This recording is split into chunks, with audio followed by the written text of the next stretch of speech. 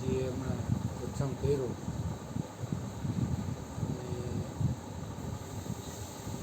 આત્મકલ્યાણ પોતાનું કરવું એ વાત ઉપર એને ભાર મૂક્યો વધારે.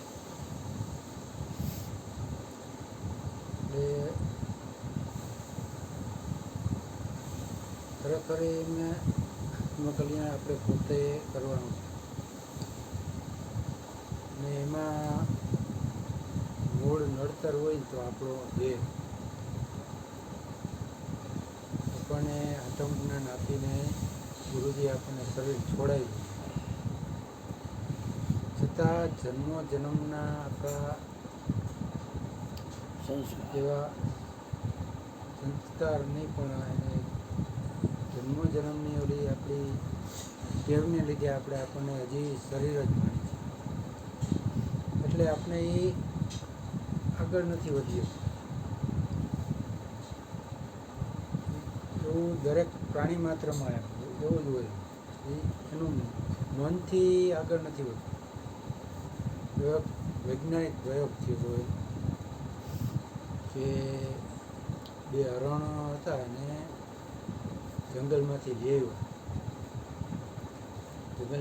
આવી અને એક મોટા મેદાનમાં ઊંચી ઊંચી વાડ કરી ચારે બાજુ પૂરી દીધી.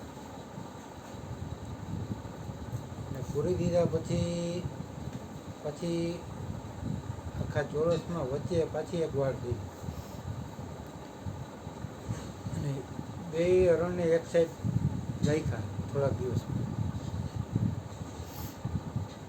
એટલે થોડોક ટાઈમ તો એણે ઓલી વચ્ચેની વાડ કૂદીને એમ થયું કે ઓલી બાજુ આપણે નીકળી જાય.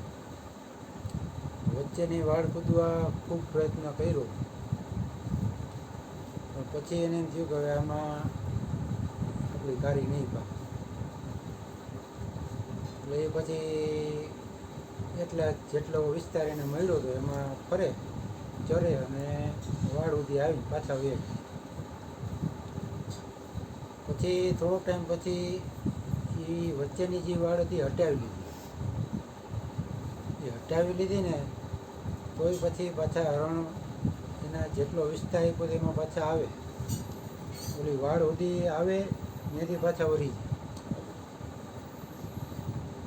એને એ નક્કી થઈ ગયું માનસિક કે અહીંયા વાડ છે જ હજી. ગુરુજી અરુણબાબુ આપણે ઘણીવાર સત્સંગમાં વાત થાય કે ગાડારીઓ પ્રવાહ જતો હોય ઘેટા કે એક પછી એક વાહે આવેલા જાય આડી આમ મોઢા આગલા ઘેટા વાહે આમ આડી લાકડી રાખી દઈએ મોઢા એકલું ઘેટું એ લાકડી કૂદીને આગળ વહી જાય. પછી એની પછીને કૂદે પછી લાકડી લઈ લે ને તોય એ બધા કૂદે જ રાખે. એટલે એને નક્કી હોય કે ઓલું કૂદ્યું આગળ વાળું મારે કૂદવાનું છે. એટલે આપણે એવું થઈ ગયું છે આપણને શરીર છોડાયું છે પણ દેહાદ્યાસ જન્મનો દેહાદ્યાસ છે. એટલે આપણને હજી એટલા કાચા પડી છે કે આત્મા નક્કી નથી રહેતી. કાંઈક એવો પ્રસંગ આવી જાય તો એ આપણી ભૂલ થઈ જાય તો આત્મકલ્યાણમાં આપણી સ્થિતિ એટલી દ્રઢ નથી રહેતી. એના માટે ખૂબ સત્સંગ જરૂરી છે. ખૂબ બાબુએ ભાર મૂકો તો સત્સંગ ખરેખર આત્મકલ્યાણ તમે ગમે ત્યાં હો તમારું પગલું કઈ રીતના તમારા પોતાના આત્મકલ્યાણ માટે હોય તો વધારે સારું. બોલીએ સદગુરુ મહારાજ. બોલો સદગુરુ મહારાજ.